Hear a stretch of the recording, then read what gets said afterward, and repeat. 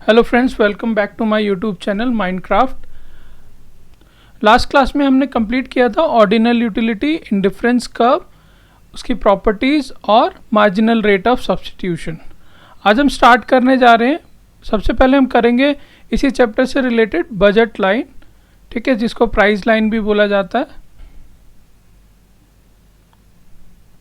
और इसके बाद हम कंज्यूमर सरप्लस करेंगे, वो कार्डिनल यूटिलिटी से रिलेटेड है, तो उसको भी आज कंप्लीट करेंगे ताकि ये चैप्टर पूरा कंप्लीट हो जाए। ठीक है, तो आइए हम स्टार्ट करते हैं बजट लाइन। बजट लाइन को प्राइस लाइन भी बोला जाता है। ठीक है, बजट लाइन शो करता है different combination of two goods. अलग अलग कॉम्बिनेशन होते हैं दो गुड्स के, जिसको हम एक पर्टिकुलर बजट में खरीद सकते हैं। ठीक है, गिवन क्या होगा, हमारी एक इनकम फिक्स्ड रहेगी और प्राइस ऑफ कमोडिटी जो है वो भी फिक्स्ड रहेगा, वो चेंज नहीं होगा।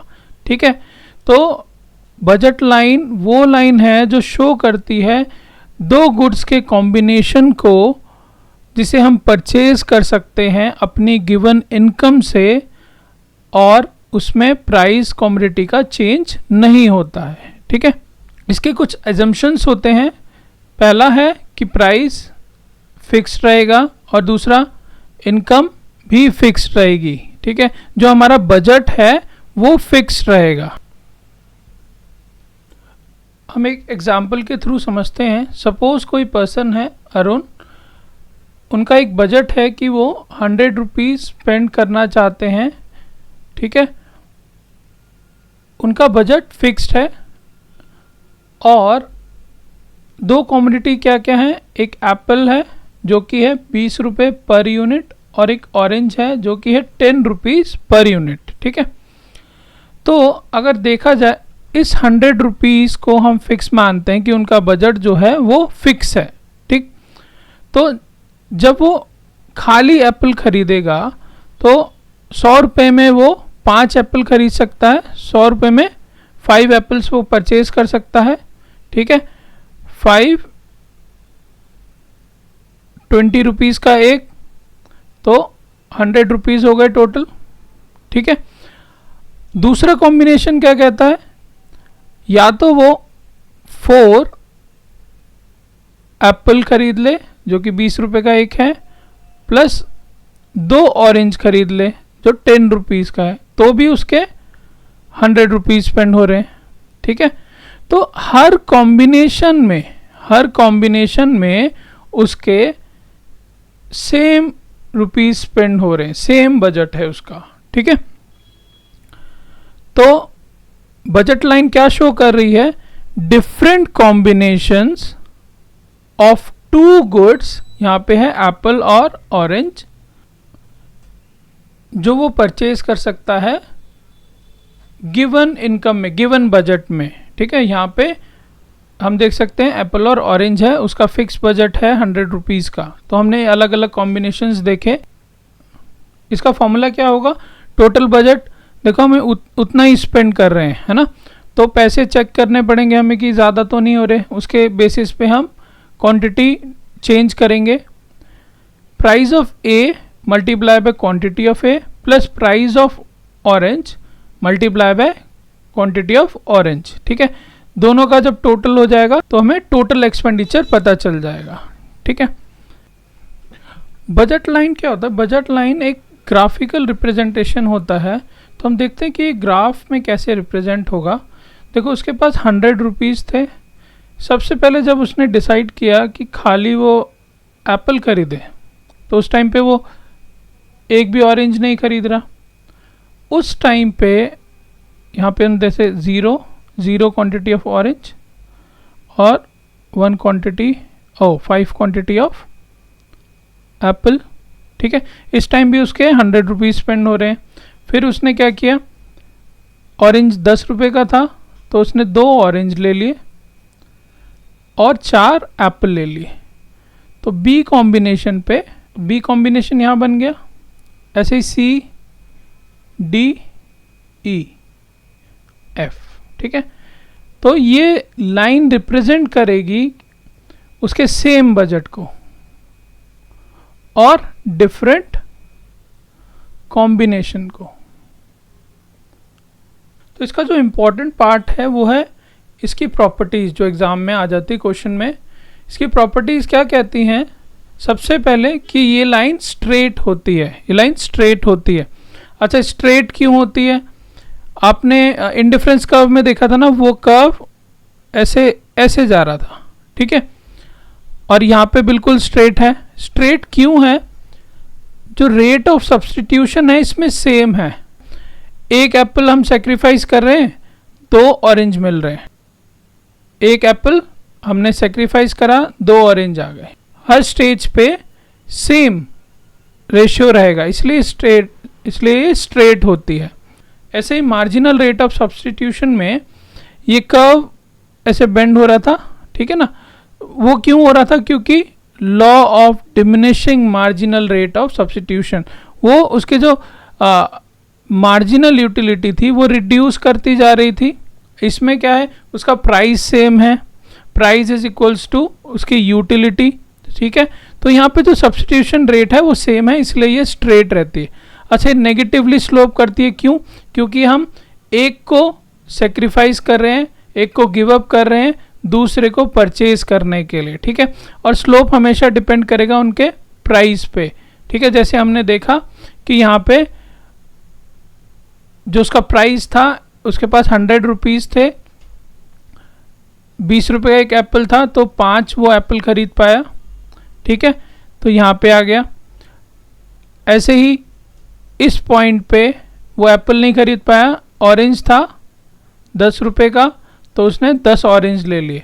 तो ये जो स्लोप है वो डिपेंड करता है कि कमोडिटी का प्राइस क्या। Slope will be equal to negative of the ratio of commodity, ठीक है। नेगेटिव ऑफ द रेशियो क्यों? क्योंकि हम एक को सेक्रीफाइस कर रहे हैं दूसरे को गेन करने के लिए, ठीक है। अच्छा, 2 budget line with the same commodity वो एक दूसरे से पैरेलल होंगी। क्यों? अगर प्राइस सेम रहता है, हमारा बजट चेंज हो जाता है, हमारा बजट चेंज हो जाता है, तो जो बजट लाइन बनेगी वो एक से दूसरे के पैरेलल बनेगी, ठीक है। वो क्योंकि हमारा बजट इंक्रीज कर गया, कॉम्बिनेशन वही कॉम्बिनेशन हम चेंज करेंगे पर उन्हीं दोनों कॉमोडिटी में करेंगे।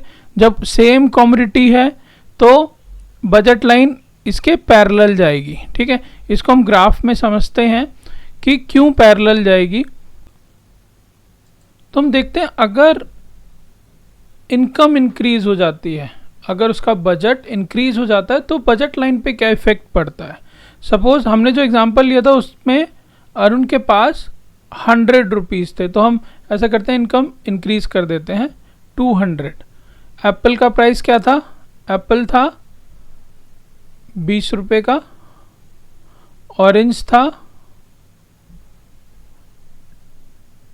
10 रुपीज़ का, ठीक है। एप्पल 20 रुपये का था, तो अब वो 200 रुपये में एप्पल कितने परचेज कर पाएगा? एप्पल अब वो 20 परचेज कर लेगा, 10 परचेज करेगा, 200 डिवाइडेड बाय 20 10, और उन्हीं 200 रुपये में ऑरेंज कितने परचेज कर पाएगा? 200 डिवाइडेड बाय 10 20। तो एक इसी के पैरेलल लाइन बनेगी, ठीक है, वो भी राइट की तरफ, ठीक है। इसी तरह अगर इनकम डिक्रीज हो जाती, बजट कम हो जाता है, 50 हो जाता है, 60 हो जाता है, तो लेफ्ट की साइड एक पैरेलल लाइन बनेगी। अगर एक कमोडिटी का प्राइस चेंज होता है, चेक करते हैं, अगर सपोज जो एप्पल था वो 25 रुपीज़ का हो जाता है, ठीक है। अब 25 होने के बाद 100 रुपये में कितने आएंगे? 4 आएंगे, ठीक है। एप्पल 25 रुपीज़ में 4 आएंगे।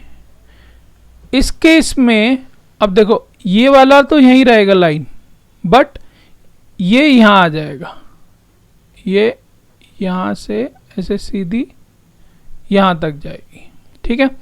इसी तरह अगर एप्पल सस्ता हो जाता, 10 रुपये का हो जाता, तो क्या होता, 100 डिवाइडेड बाय 10, तो यहाँ से एक लाइन बनती यहाँ पर, तो वो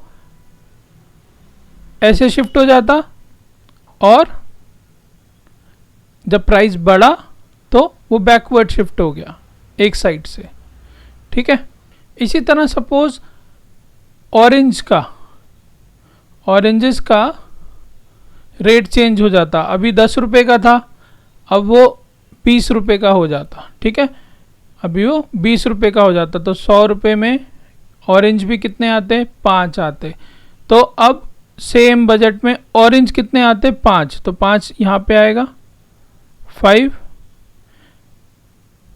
तो ये बैक की तरफ शिफ्ट हो गया, ऐसे एक लाइन बनेगी स्ट्रेट, ठीक है। और अगर वो सस्ता हो जाता, 5 रुपये का हो जाता, अगर ऑरेंज 5 रुपीज़ का हो जाता, 100 डिवाइडेड बाय 5, 20 आ जाते, है ना। तो अब यहाँ पे कहीं 20 आता, तो एक लाइन यहाँ से बनती ऐसे, तो वो एक्स एक्सिस पे 20 तक शिफ्ट हो जाता, ठीक है। हमारा एक टॉपिक रह गया था कार्डिनल यूटिलिटी से कंज्यूमर सरप्लस। आज हम स्टार्ट करेंगे consumer surplus. Consumer surplus, surplus क्या होता है, दैट इज एक्स्ट्रा। सपोज मैं एक मोबाइल परचेज करने गया, मेरे मन में जो एक्सपेक्टेशन थी वो थी कि मैं उस मोबाइल के लिए 12,000 रुपीज़ पे कर सकता हूँ। मैं जब परचेज करने गया तो वही मोबाइल मुझे 10,000 का मिला। मेरी एक्सपेक्टेशन कितनी थी, मैं क्या सोच के गया था कि मैं उसके लिए 12,000 रुपीज़ भी पे कर दूंगा, ठीक है। आई वॉज विलिंग टू पे 12,000, बट मैंने पे करा 10,000। तो जो एक्स्ट्रा है, एक्स्ट्रा जो पैसा बच गया वो सरप्लस हो गया, है ना। A consumer surplus is the economic measure of benefit that the consumer receive when they pay less for the goods and services than what they are willing to pay। मैं willing था कि मैं 12,000 पे कर दूंगा, बट मेरे को 10,000 में ही मिल गया। तो कंज्यूमर सरप्लस क्या होगा, difference between willing to pay and the amount I actually paid, ठीक है। Consumer willing to pay price for a commodity equals to marginal utility. अच्छा, सपोज करते हैं marginal utility of money same रखते हैं ना, इक्वल रखते हैं उसके प्राइस के, ठीक है। तो मेरे को मतलब इसी से 12,000 यूटिलिटी मिल रही थी, 12,000 यूटिल्स मिल रहे थे, और मुझे कितने में मिल गए, मुझे 10,000 में, मतलब 10,000 यूटिल्स पे करने पर मुझे 12,000 यूटिल्स मिल गए। तो सरप्लस कितना हो गया, consumer willing to pay price for a commodity equals to marginal utility. हम सपोज करते हैं मार्जिनल यूटिलिटी ऑफ मनी उसके प्राइस के बराबर है ना, प्राइस के बराबर है, ठीक है, सेम। तो 1 रुपये की मार्जिनल यूटिलिटी जो यूटिल्स हैं वो सेम है 1 यूटिल्स। तो 12,000 में पे करने के लिए विलिंग था, तो मतलब मैं 12,000 यूटिल्स सेक्रीफाइस करने के लिए तैयार था एक मोबाइल के लिए। मुझे मिल कितने में गया, 10,000 रुपीज़ में 10,000 यूटिल्स मैंने सेक्रीफाइस करे, और मुझे कितने मिल गए, 12,000 यूटिल्स मिल गए। तो मैं सरप्लस में आ गया, कितने के, 2,000 के सरप्लस में आ गया। 2,000 के यूटिल्स का मुझे बेनिफिट हुआ, है ना। वही एग्जांपल यहाँ पे है कि एक कंज्यूमर 12,000 का मोबाइल लेना चाहता है, वो विलिंग है 12,000 पे करने के लिए, पर उसको डिस्काउंट मिलता है, उसको 10,000 में वो मोबाइल मिल जाता है। जो डिफरेंस है 2,000 का, वो उसका बेनिफिट हो जाएगा। जो बेनिफिट है वही उसका सरप्लस है, ठीक। तो इसका आप याद रखना डेफिनेशन में ही है कि डिफरेंस बिटवीन विलिंग टू पे और the amount he actually paid. ये कॉन्सेप्ट जो है वो ज्यूल्स ड्यूप्यूट के द्वारा डेवलप हुआ था और पॉपुलराइज्ड हुआ मार्शल के द्वारा। मार्शल ने इसको पॉपुलराइज किया। ठीक है, आप जानते हैं मार्शल ने कार्डिनल यूटिलिटी पे बहुत वर्क किया है और ये कॉन्सेप्ट कार्डिनल यूटिलिटी पे बेस्ड है। मार्शल क्या कहते हैं, consumer surplus is the excess of what consumer is willing to pay for good and services over what they actually pay. ठीक है, वही बात रिपीट हो रही है। इसकी अजम्पशंस क्या है, कार्डिनल यूटिलिटी पे बेस्ड है ये। एवरी कमोडिटी इंडिपेंडेंट है, जो भी वो परचेज करने जा रहा है वो एक दूसरे से इंडिपेंडेंट होगी। मनी की यूटिलिटी कांस्टेंट रहेगी और other thing remain constant, means taste and preference, income, price of related goods और प्राइस ऑफ द कमोडिटी वो भी सेम रहेगा, रिमेन कांस्टेंट। इसको यहां पे समझते हैं। सपोज करते हैं कि एक पर्सन चॉकलेट खरीदना चाहता है, उसको उस चॉकलेट से फर्स्ट यूनिट से उसको 20 सेटिस्फेक्शन मिलता है, सेकंड यूनिट से 18 सेटिस्फेक्शन मिलता है। ठीक है, और हम मान के चल रहे हैं ना कि मनी की यूटिलिटी वही सेम स्पेंड कर रहा है, तो मनी की यूटिलिटी उसके प्राइस के इक्वल है। तो हम यहाँ पे बिलीव करते हैं कि वो जब पहली चॉकलेट लेने गया तब वो विलिंग था पे करने के कितना, 20 रुपीज़। दूसरी चॉकलेट के लिए वो 18 रुपीज़ विलिंग था पे करने के लिए, फिर 16, फिर 14, पर एक्चुअल में उसे कितने में वो प्रोडक्ट मिल गया, 10 रुपीज़ में। 10 रुपीज़ में उसको चॉकलेट मिल गई और उसको सेटिस्फैक्शन कितने का मिला, 20 रुपीज़ का, तो वो 10 के सरप्लस में है।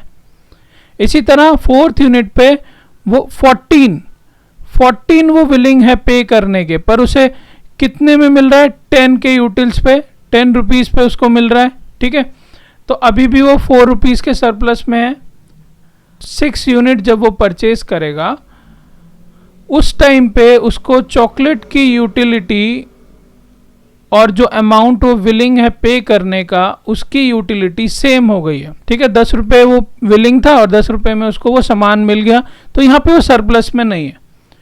ठीक, तो जब तक कंज्यूमर सरप्लस पॉजिटिव है तब तक तो वो परचेज करेगा। ठीक है, बट 7th और 8 यूनिट पे सरप्लस नेगेटिव में चला गया। अब वो 10 रुपये पे कर रहा है, पर उसको यूटिल्स जो परचेज करने पर मिल रहे हैं वो उसको 8 मिल रहे हैं, 6 मिल रहे हैं। मतलब जितना वो पे कर रहा है उससे कम उसको सेटिस्फेक्शन मिल रहा है। तो जब वो सेटिस्फेक्शन नहीं मिलेगा, मतलब नेगेटिव है उसका सरप्लस, तो वो यहाँ पे परचेज नहीं करेगा। ठीक है, यहाँ ये 7th और 8 यूनिट वो परचेज नहीं करेगा। तो 6th यूनिट पे वो इक्विलिब्रियम की पोजीशन में है। ठीक है, इसे हम ग्राफ के थ्रू देखते हैं। कंज्यूमर क्या था, विलिंग था 10 रुपये पे करने के लिए, 10 रुपये पे करने के लिए चॉकलेट के लिए। पहली क्वांटिटी जब उसने परचेज करी उसे 20 का सेटिस्फेक्शन मिला, उसने पे कितना करा, 10 रुपीज़। दूसरी क्वांटिटी उसने परचेज करी, उस टाइम पे उसको थोड़ा कम सेटिस्फेक्शन मिला, 18 का मिला। ऐसे करते करते जब वो 6ठी यूनिट पे परचेज करता है तो उसको 10 का सेटिस्फेक्शन मिल रहा है, 10 यूटिल्स मिल रहे हैं और 10 यूटिल्स ही वो स्पेंड कर रहा है। इस लेवल से इस लेवल तक वो सरप्लस में है। ठीक है, इस लेवल से इस लेवल तक वो सरप्लस में है। इसके बाद अगर वो परचेज करता है तो उसका सेटिस्फेक्शन नेगेटिव हो जाएगा। ठीक है, तो वो सरप्लस नहीं होगा, उसका लॉस है एक तरह से। ठीक है, तो वो परचेज किस यूनिट तक करेगा, इस यूनिट तक करेगा। इस यूनिट पे वो इक्विलिब्रियम में है। ठीक है, इस यूनिट तक वो इक्विलिब्रियम में है। ठीक है, यहीं पे वो परचेज करेगा, इससे ज़्यादा क्वांटिटी वो परचेज नहीं करेगा, ना ही इससे कम क्वांटिटी परचेज करेगा, क्योंकि उसमें तो उसको अलग से बेनिफिट मिल रहा है। फिर मिलेंगे नेक्स्ट क्लास में. Do like share and subscribe my channel.